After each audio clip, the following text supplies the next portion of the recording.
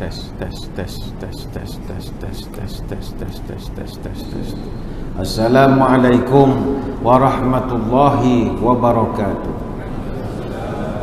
Bismillahirrahmanirrahim. Alhamdulillahi rabbil alamin. Wassalatu wassalamu ala asyrafil anbiya'i wal mursalin wa ala alihi wa sahbihi ajma'in. Subhanal malikil quddus, subhanal malikil quddus, subhanal malikil quddus. Allahumma innaka afuun tuhibbul afwa fa'fu anna. Terima kasih yang dimuliakan al-fadhil tuan pengacara majlis. Yang saya hormati para pegawai ahli jawatan kuasa Masjid Al-Ihsan Bandar Kinara, tuan-tuan guru, para alim ulama, para habaib, muslimin muslimat, hadirin hadirat, tuan-tuan puan-puan, moga-moga dirahmati Allah sekalian. Syukur kehadrat ilahi dengan izin dan ketentuannya dapat sekali lagi saya menyampaikan syarahan di Masjid Al-Ihsan ini. Kali terakhir saya menyampaikan ceramah di sini kira-kira 739 hari yang lalu, iaitu hari Ahad 15 hari bulan Mei tahun 2016 jam 9 malam. Maknanya sudah 2 tahun 9 hari bersempena dengan Karnival Masjid Al-Ihsan tahun 2016. Dan saya yakin tuan-tuan pun tak ingat dah apa saya ceramahkan ketika itu. Tajuk pasal infak ketika itu. Hadirin hadirat sekalian, malam ini kesempatan ringkas pertemuan kita insya-Allah tidak jangka panjang. Sebelum 10.45 kita akan berhenti. Bulan Ramadan sedang bertandang. Semua yang beriman kini diundang membaca zikir Al-Quran berkumandang. Lailatul Qadar marilah dihadang. Sudah selesai Ramadan ke-8. Berbahagia rasa mengiringi harapan. Rahmat ilahi ada di depan, beriring doa dalam ratapan. Ramadan bulan penuh berahmat, ambillah ia sekuat-kuat dapat, agar kelak menjadi kuat terlepas goda syaitan yang laknat. Ramadan yang sedang kita lalui sekarang ini, kita syukur kehadrat Allah masih lagi diberi kesempatan melakukan banyak ibadah pada bulan ini. Sememangnya Ramadan ini adalah bulan yang sangat power. Ramadan itu sendiri memang power betul. Apakah hebatnya Ramadan ini? Nombor satu, Ramadan ni hebat sebab dia ni raja segala bulan. Bila raja ni dia ada perangai raja. Sebab itu Ramadan ni dia datang pun macam raja. Dia tak macam Zulkaidah, Zulhijjah, datang pun kadang tak perasan pun. Tapi Ramadan ni very prominent. Dia turun saja 14 mufti, panjat bukit semua. Semua panjat bukit. Tak kira Tan Sri, Datuk Seri ke apa, Jusasi, Jusabi, semua panjat bukit.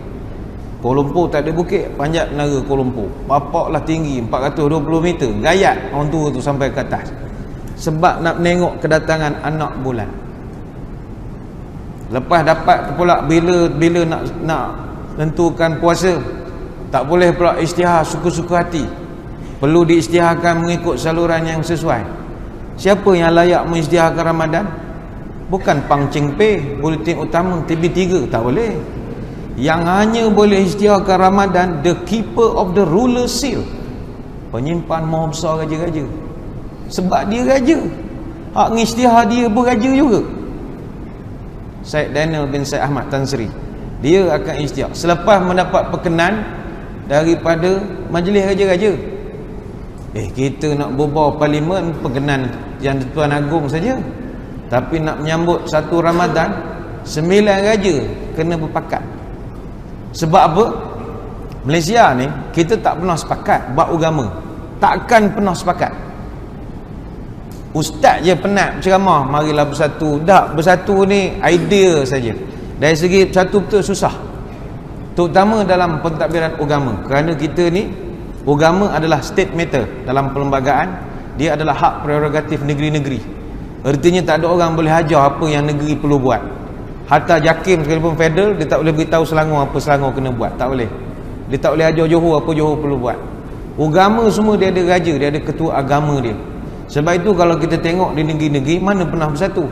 Ambil contoh zakat fitrah, sama lah. Mana sama. Padahal apa salah buat standard? Tak boleh, negeri kan. Macam Selangor RM7, Saya ingat seluruh negara lah RM7. Tetapi Melaka tak tahu RM7. Melaka letak berapa ringgit? RM6.70. Apa salah 3% genap lagi RM7? Tak boleh, negeri aku punya suka nak letak berapa. Dan tak ada orang boleh petikai pun. Hak dia. Sama je Negeri Sembilan. Orang lain letak RM7, dia letak RM6.50. Orang pun harap, kenapa kau tak genap je RM7 lagi 50 sen lagi. Kau dan lah negeri Dan kata dia.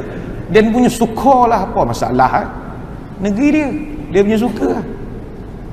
Sama juga contoh lain, mas kahwin. Mana pernah sama? Tuan-tuan Kinara duduk Selangor, daerah Petaling. Selangor paling mahal sekali mas kahwin, RM300. Cuba kahwin dengan orang Johor, berapa mas kahwin? RM22.50.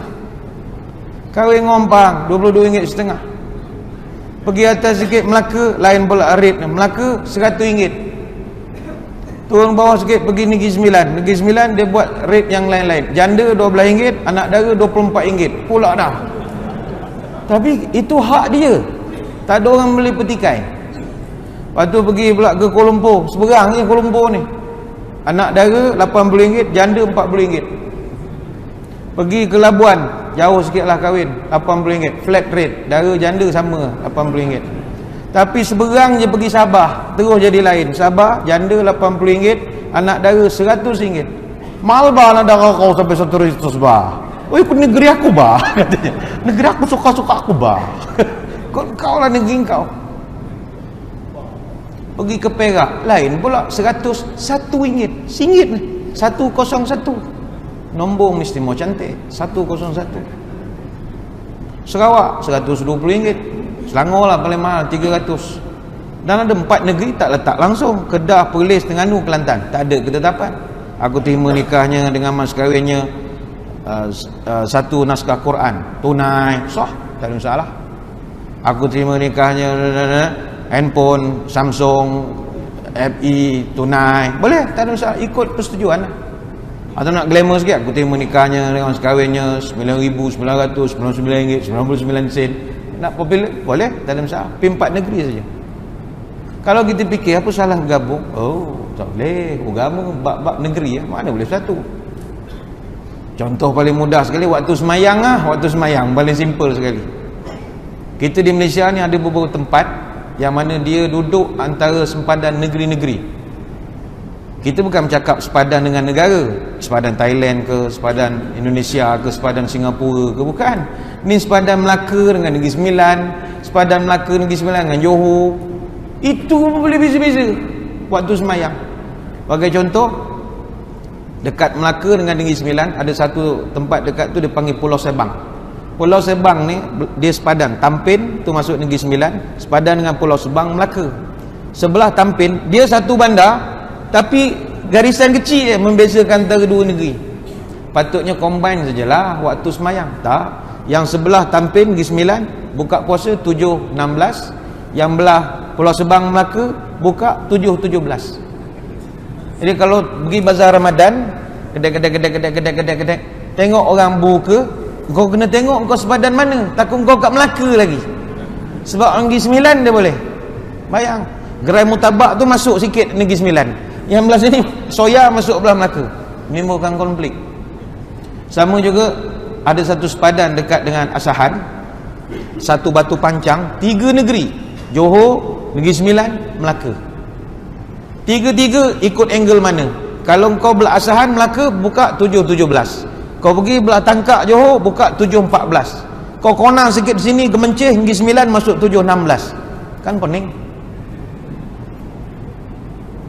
Mungkin orang situ ada cara dia lah, kita pun tak pernah jumpa pula orang belah sana macam mana cara kau orang semua berbuka.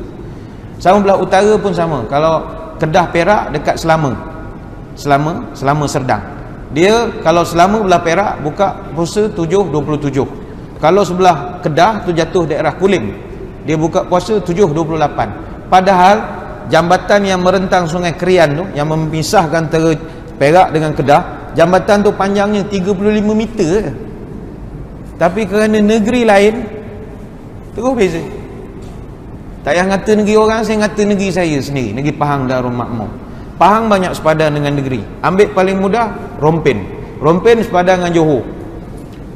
Johor paling ujung Mersing, sepadan dengan Pahang. Mersing kampung paling ujung sekali Endau.